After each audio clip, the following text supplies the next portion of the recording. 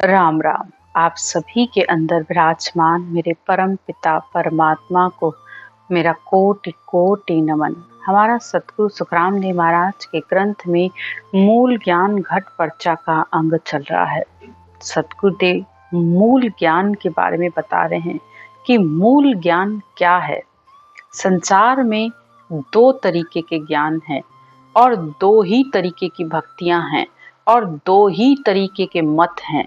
तो संसार में दो ज्ञान, एक ब्रह्म ज्ञान, दूसरा केवल ज्ञान सत्स्वरूप का ज्ञान है। दो तरीके की भक्ति है, एक नवदा भक्ति, दूसरी 10वीं भक्ति है। और दो ही तरीके के मत हैं, एक ऋषि मत है, दूसरा संत मत है। ऋषि मत वेदों शास्त्रों का ज्ञान है, वेदों का, उपनिषदों का, पुराणों का, जो कि ज्ञान सत्य है क्योंकि वो 3 लोकों का ज्ञान है। इस सृष्टि को बसाने के लिए, इस सृष्टि के सुखों के लिए 3 लोक का ज्ञान जरूरी है और 3 लोक के ज्ञान की जानकारी रखने के लिए 3 लोक के गुरु भी होते हैं और वही गुरु प्रथा ही होती है। तो 3 लोक के ज्ञान के लिए गुरु प्रथा है, वहां पर गुरु को नमन किया जाता है, गुरु को श्रेष्ठ माना जाता है। लेकिन गुरु भी पूरा होना चाहिए।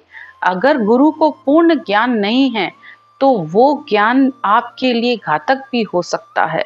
जैसे 3 लोक के ज्ञान के लिए वेदों का ज्ञान ब्रह्मा तक पहुंचाता है, भेद के ज्ञान से शिव तक। भेद यानी अष्टांग योग। अगर अष्टांग योग की अच्छे से जानकारी नहीं है आपके गुरु को और आप अपनी मर्जी से ही जो चाहिए कर रहे हो तो वो आपके लिए घातक भी हो सकता है। क्योंकि अष्टांग योग में अनेक ऐसे आसन, ऐसे योगा हैं, ऐसी विधियां हैं जो एक पूर्ण गुरु जिसको अच्छे से पता है कि क्या क्या इसमें करना पड़ता है और उसका क्या क्या ध्यान रखा जाता है। यही बात सांख्य योग पर भी लागू होती है कि उसके लिए भी पूर्ण गुरु चाहिए होता है जिसे अच्छे से उसकी जानकारी हो। तो ब्रह्मा जी का ज्ञान सांख्य योग का है और शिव तक पहुंचने का ज्ञान अष्टांग योग है।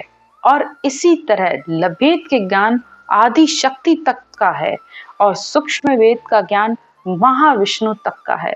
तो चारों ही पद भले माया के हैं लेकिन सत्य हैं, क्योंकि इस 3 लोकों के ज्ञान से ही इस सृष्टि की सारी सृष्टि की व्यवस्था होती है और इस शरीर के सारे सुखों का वर्णन इन ज्ञानों में दिया हुआ है।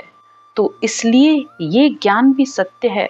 परापरि परमात्मा ने आदि अनादि काल से जो 2 भक्तियां बनाई है, नवधा भक्ति और 10वीं भक्ति। और इसी तरह नवधा भक्ति में 3 लोक का ज्ञान आ जाता है और 10वीं भक्ति में केवल ज्ञान सत्स्वरूप परमात्मा का ज्ञान आ जाता है। और सत्स्वरूप परमात्मा का ज्ञान संतों के पास होता है, केवली भगवंतों के पास होता है। तो दोनों ही परमात्मा के बनाए हुए हैं, परापरि परमात्मा का। एक होण काल का पद है, दूसरा सत्स्वरूप का पद है। एक से आत्मा का जन्म होता है, दूसरे में आत्मा का मिलन होता है। जिस तरह संसार में एक स्त्री जन्म पिता के घर लेती है लेकिन वो कहलाते उसका अपना घर पति का घर ही कहलाता है, पिता के घर में कितना ही सुख हो।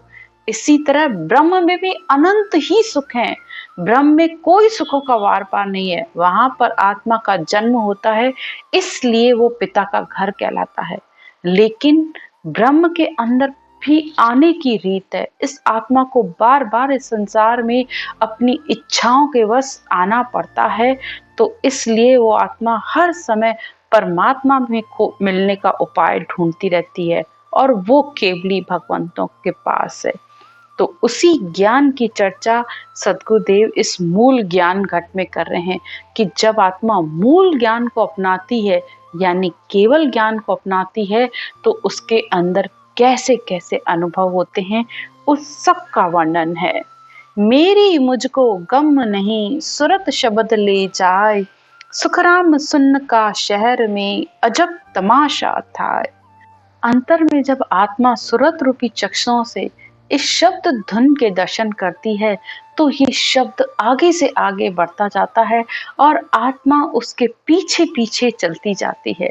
जैसे जैसे वो ऊपर की तरफ चलती जाती है, अगम देश की तरफ बढ़ती जाती है, तो इस शरीर का मोह उसका छूटता जाता है।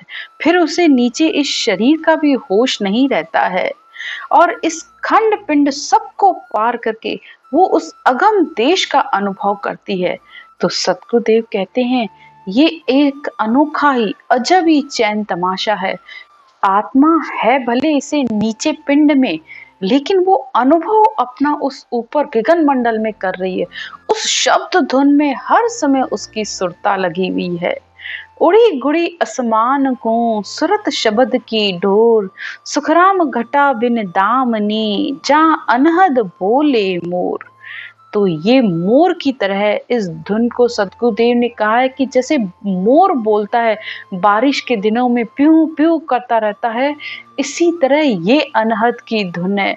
और कई उदाहरण देकर वो समझा रहे हैं कि जैसे पतंग तो आसमान में उड़ती है, लेकिन उसकी डोर नीचे होती है, तो इसी तरह वो शब्द तो आसमान में है, इस सिर के ऊपर गरजना कर रहा है, लेकिन उसकी डोर नीचे आत्मा के पास है। आत्मा उसका अनुभव कर रही है, यानी आत्मा इस सुरत रूपी चक्षुओं से उसका अनुभव करती रहती है।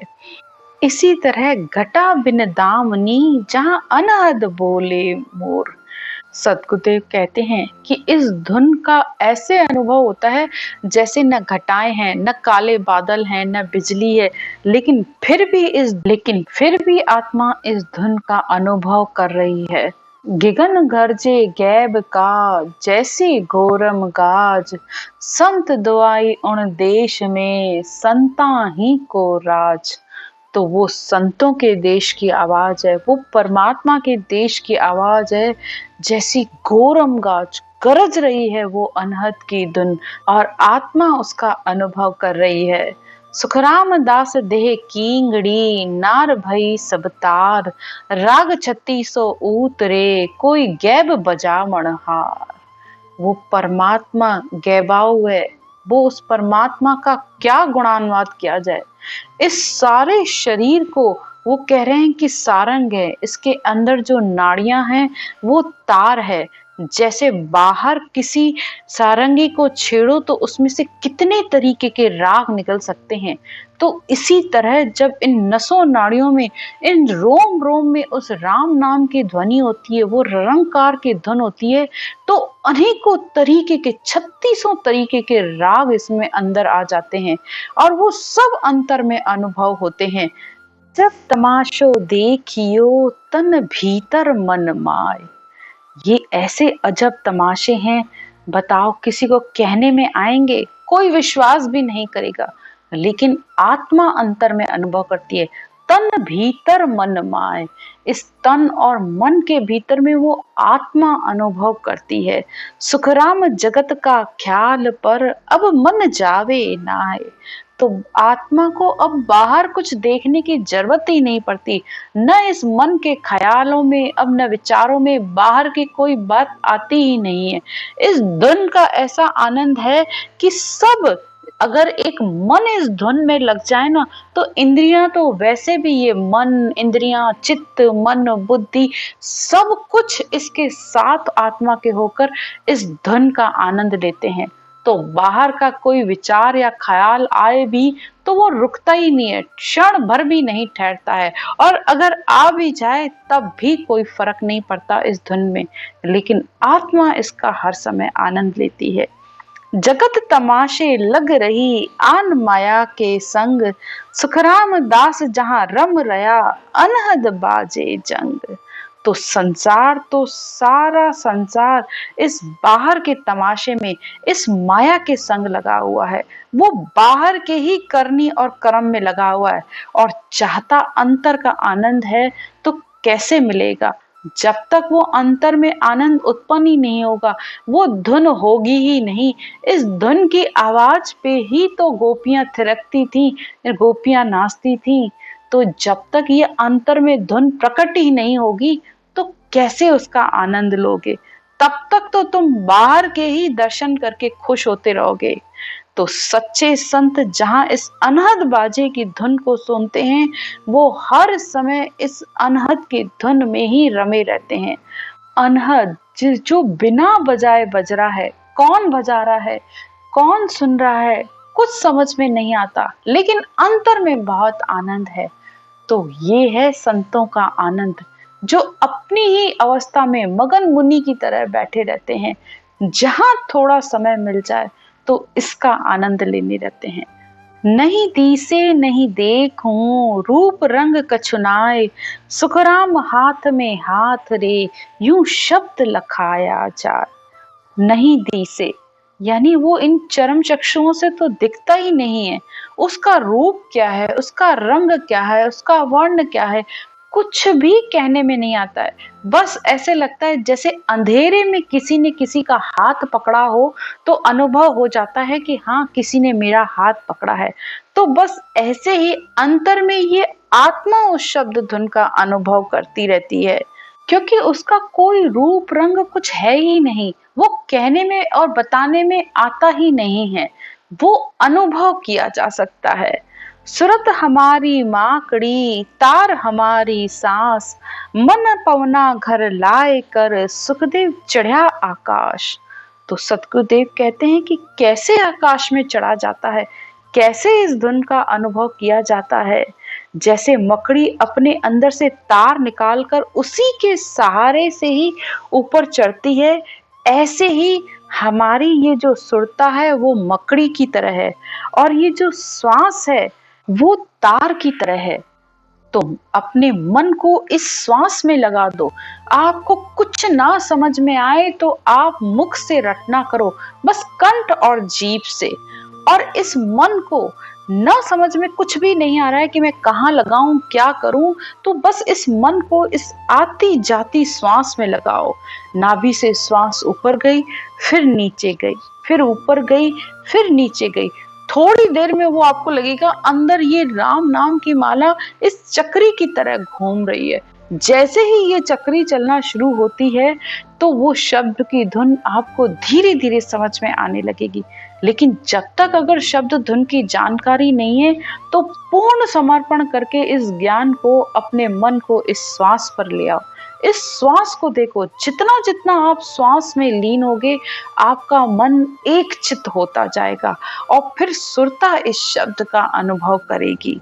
तो इस तरह सतगुरुदेव कहते हैं कि ये आत्मा इस तरह आकाश में चढ़कर उस शब्द धुन का अनुभव करती है। पीठ फाड़ ऊंचा चढ़ा बंक नाल निज माए, सुखराम धर्म सु जीत कर त्रिवेणी में नहाए। अब बंक नाल के यानी आगे के 6 चक्र पार के आत्मा पीठ की तरफ पलटी तो उसे बंक नाल कहते हैं। और फिर उससे ऊपर चढ़कर मेरुदंड के स्थान को पार करके यानी धर्मराज के स्थान को पार करके वो त्रिकुटी में आई। और त्रिकुटी में आकर इन तीनों का संगम हुआ। जैसे बाहर त्रिवेणी में गंगा जमुना सरस्वती का संगम होता है, ऐसे ही अंदर ईड़ा पिंगला सुखमणा इस आज्ञा चक्र पर आकर मिलते हैं। और ये त्रिवेणी है जहाँ पर आत्मा इस ब्रह्म जल का स्नान करती है। इसीलिए इसे ब्रह्म कुंड भी कहा गया है, क्योंकि ये तीनों देवों का भी स्थान है, ब्रह्मा विष्णु महेश। इसलिए इसे ब्रह्म के देश भी कहा जाता है। आगे सतगुरुदेव कहते हैं, उल्टा अंबड़ फाड़ के बसया त्रिकुटी जाए, सुखराम त्रिकुटी चैन रे शब्दा माए बताए।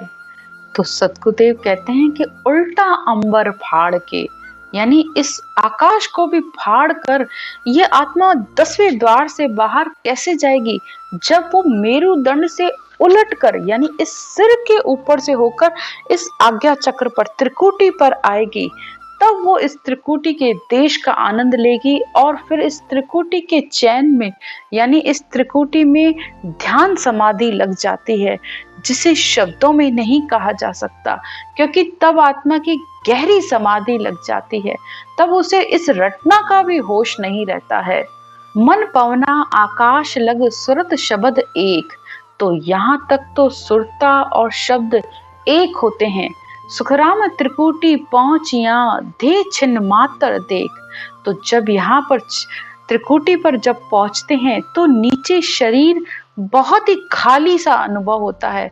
ऐसे लगता है नीचे तो कुछ ध्यान ही नहीं रहता है।